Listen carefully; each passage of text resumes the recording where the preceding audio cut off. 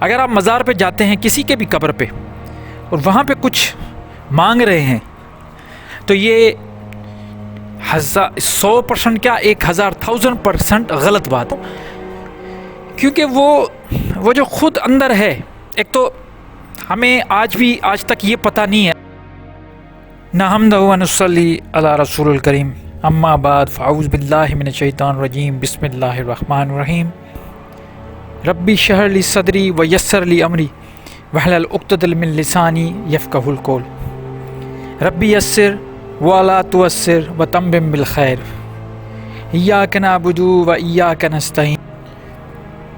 سننے والوں اور دیکھنے والوں، آج ہمارا جو ٹاپک ہے، جو سننے کے لیے آپ یہاں پہ تشریف فرما ہیں سب لوگ، وہ یہ ہے کہ کیا اولیاء اللہ سے مدد مانگنا شرک تو نہیں؟ تو یہ معاملہ ہمیشہ سے ایک کنفیوژن کا شکار رہا ہے۔ کچھ دوست، کچھ لوگ یہ کہتے ہیں کہ اللہ کے ولیوں سے مانگنا حلال ہے، آپ مانگ سکتے ہو، وہ زندہ ہیں، اور کچھ کہتے ہیں کہ ولی اللہ سے مانگنا شرک ہے، بالکل یہ غلط ایک گناہ ہے۔ اب ہمیں دیکھنا ہے کہ کیا کس طرف ہم جائیں، کیونکہ یہ دو قسم کے یہ سمجھیں کہ ذہنیت موجود ہیں اس دنیا میں، دو قسم کی، ایک ان کو صحیح مانتی ہے اس چیز کو، ایک غلط سمجھتے ہیں۔ تو جیسے کہ میں نے شروع میں ہی ایک آیت پڑھی تھی، ایاک نعبد و ایاک نستعین، ہم تیری ہی عبادت کرتے ہیں اور تجھ سے ہی مدد مانگتے ہیں۔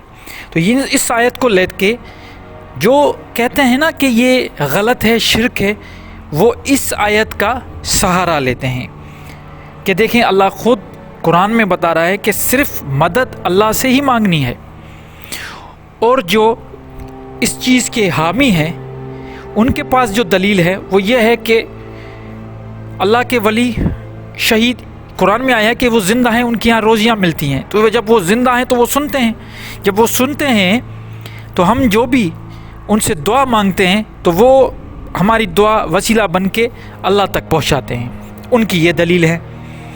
اب ہم ان دونوں دلیلوں کو دیکھتے ہوئے آج اس معاملے کو بالکل حل کرنے کی کوشش کریں گے۔ میں ہمیشہ یہ کوشش کرتا ہوں کہ بات کو مختصر کر کے اور سالو کروں۔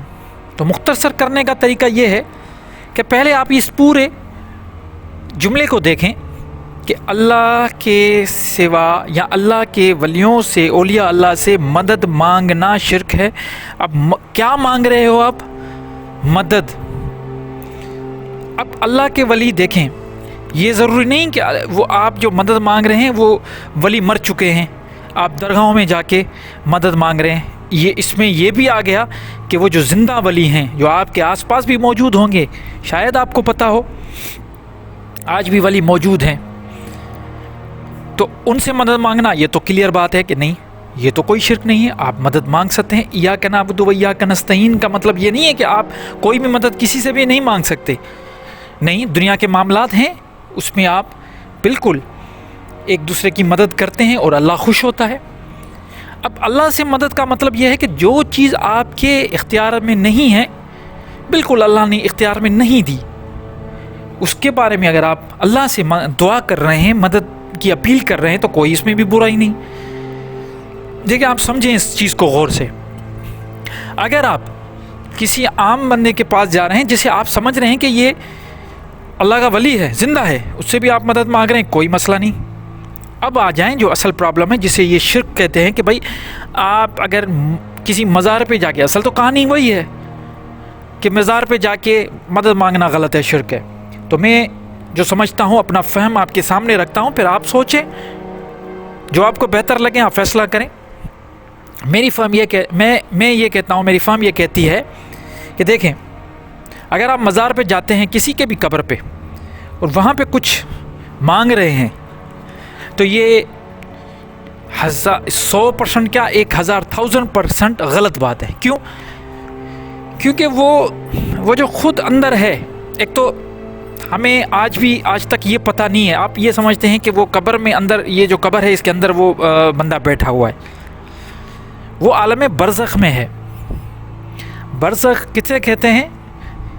وہ ایک ایسا عالم ہے جو اس دنیا اور اس دنیا کے بیچ میں ایک برزخ ہے. نہ آپ کی بات وہاں پہنچے گی، نہ ان کی بات آپ کے یہاں پہنچے گی.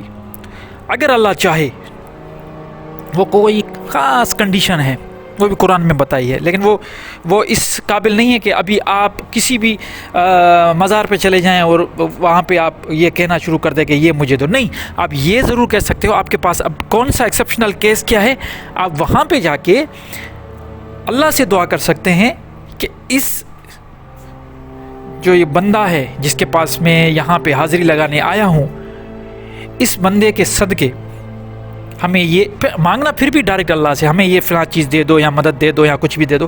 اس سے مخاطب ڈائریکٹ نہیں ہونا، کیونکہ وہ تو ختم ہو گیا. اس کی وہ اللہ نے قرآن میں کہا ہے کہ وہ امت چلی گئی.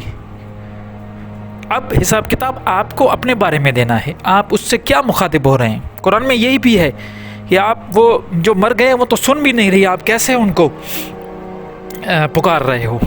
اگر آپ کہیں گے، مجھے کمنٹ میں دیں گے، تو میں آپ کو کمنٹ میں لکھیں گے کہ آپ کو ضرورت ہے، تو میں آپ کو وہ قرآن کی وہ آیت کا ریفرنس بھی دے دوں گا جس میں یہ کہا گیا ہے کہ جو مر گئے ان کو آپ سنا نہیں سکتے.